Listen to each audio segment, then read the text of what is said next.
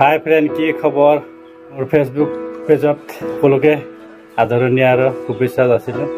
তো কালি বিশেষকৈ video' upload কৰা নহ'ল চাগে, মোৰ কমেই হ'ল নাই 3-4টা ভিডিঅ' আপলোড কৰিব লাগে।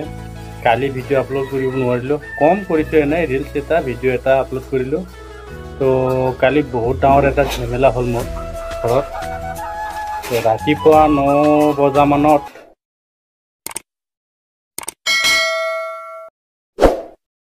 মোৰ গাই গৰু, পুৰণা গাই গৰু এটা ডাঙৰ, এইটো মানে কোনোবা লৈ গৈছিল বোধহয়।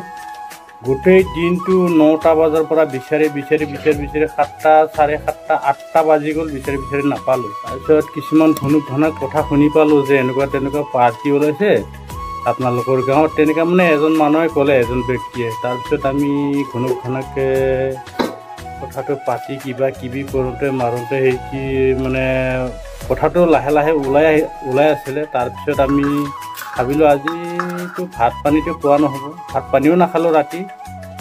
তো ৰাতি ভাত পানী খোৱা নহ'ল, আৰু ৰাতি 9 নহ'লেও 8টা বজাৰ পৰা ডিউটি মাৰিছোঁ। আমাৰ ইয়াত মানে মেইন ৰাস্তা ওচৰত না, সেইটো কাৰণে 8টা বজালৈকে ডিউটি মাৰিলোঁ। ডিউটি মৰাৰ পিছত দুজন মানুহে দুজন বাইকত 4জন উঠি আহিছে। তাৰপিছত বাগান মাজত টৰ্চ লৈ সোমাইছিলে।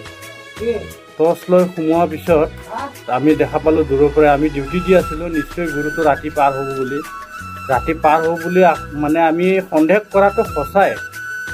তো সিহঁতে সোমাই গ'ল বাগান মাজত হ'লে, আমিও পিছে 4জন মানুহ মানে ঘেৰাও কৰি ল'লোঁ সিহঁতক।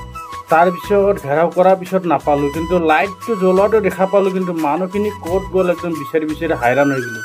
তাৰপিছত বিচাৰোঁতে হাইৰাণ হৈ গ'লোঁ। লাষ্টত 11টা বজাত এবাৰ পাইছিলোঁ, তাৰপিছত 12:30 বজাত এবাৰ, দুবাৰ খেদিছোঁ, দুবাৰতো কাৰেক্ট কৰিব নোৱাৰিলোঁ গৰুটো। তাৰপিছত আমি 2:10লৈকে থাকিলোঁ। যি হ'ব আৰু, যি হ'ল আৰু, ভাগ্যত আছে যে আহিব ঘূৰাই পাম, ভাগ্যত নাই যি নাপাম বুলি আমি ঘৰত গুচি আহিলোঁ। মই গা পা ধুলোঁ ৰাতিয়ে গা পা ধুই, তাৰপিছত পানী চানী খাই পেলাই বিছনা পাতি লৈ পেলাই শুই উঠা ৰাতিপুৱা 4:30 বাজি গ'ল। তেতিয়া মই গৰুটো দেখা পাইছোঁ। তো ইমান দীঘল ৰচা আছে, গৰুটো খুটি মাৰাৰ পৰা ওলাই গৈছে। তো ক'ৰবাত যদি মেৰাই থাকিলে হয় তো সেইটো আহিব নোৱাৰিলে হয় বন্ধুসকল। নিশ্চয় তাত আমি য'ত খেদা জেগাত নিশ্চয় তাতে বস্তুটো বান্ধি থৈছিলে, আমি ৰাতি বিচাৰি নাপালোঁ। আমি দুবাৰ সিহঁতক মানে আক্ৰমণ কৰা দেখি সিহঁতে ঘূৰি নাহিলে। তাৰপিছত ৰাতিপুৱা ঘৰতে গৰুটো দেখা দিলে, একদম পেট চেপ্টা হৈছিলে গৰুটো। বন্ধুসকল, এনেকুৱা ঘটনা আজিকালি খালি গৰু চোৰ, ডাঙৰ ছাগলী চোৰ, গাঁৱত অলপ সাৱধান থাকিব। এইটোৱে অকল নহয়, সৰু ছোৱালীবিলাকক ধ্বংস কৰা এবিধ এনেকুৱা মানে একদম ঘিননীয়া এইবিলাক মানুহ ওলাই গৈছে। তাৰমানে হয়তো যি পায়, মানুহ পালে মানুহ, গৰু পালে গৰু, ছাগলী পালে ছাগলী, এনেকুৱা মানে।